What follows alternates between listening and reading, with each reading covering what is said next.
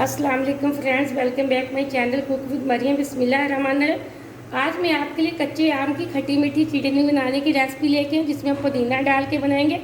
यहाँ मैंने एक आम लिया है, ये मेरे पास पुदीना, थोड़ा सा हरा धनिया है, ये मेरे पास थोड़ी सी लाल मिर्च है, ये थोड़ा सा मैंने नमक लिया है, ये मेरे पास थोड़ा सा गुड़ है। चाहे तो आपके पास गुड़ नहीं तो आप चीनी भी इस्तेमाल कर सकते हैं।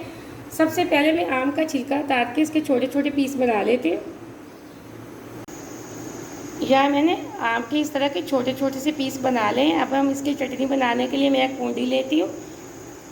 मैंने कूंडी ले ली, इसके अंदर जो मेरे पास ये पुदीना था मैं वो डाल दूँगी।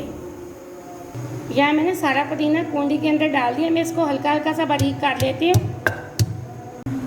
अब यहाँ मैंने पुदीने को ये देखिए थोड़ा थोड़ा बारीक काट लिया। अब मैं इसके अंदर जो आम के पीस बना के रखे थे वो एक एक करके डालती जाऊँगी और बारीक उसको पीस लूँगी।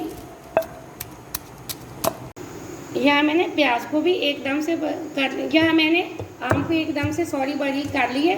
यहाँ मैंने थोड़ा सा प्याज रखा था, आपको पहले बताना भूल गई थी।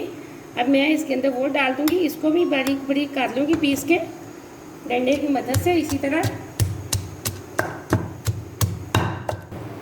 यहाँ मैंने प्याज को भी अच्छे से बारीक कर लिया। अब मेरे पास जो गुड़ था मैं वो डाल दूँगी, इसी के साथ में लाल मिर्च और एक चुटकी मैंने नमक की ली थी मैं वो डाल दूँगी। अब इनको पीस के बिल्कुल बारीक कर देती हूँ।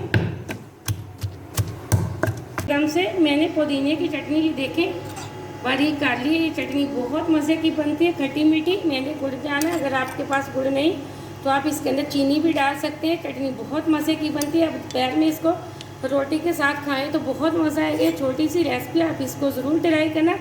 वीडियो को पूरा देखा करें, कहीं से भी मिस्टेक ना किया करें ताकि आपकी रेसिपी ख़राब ना हो।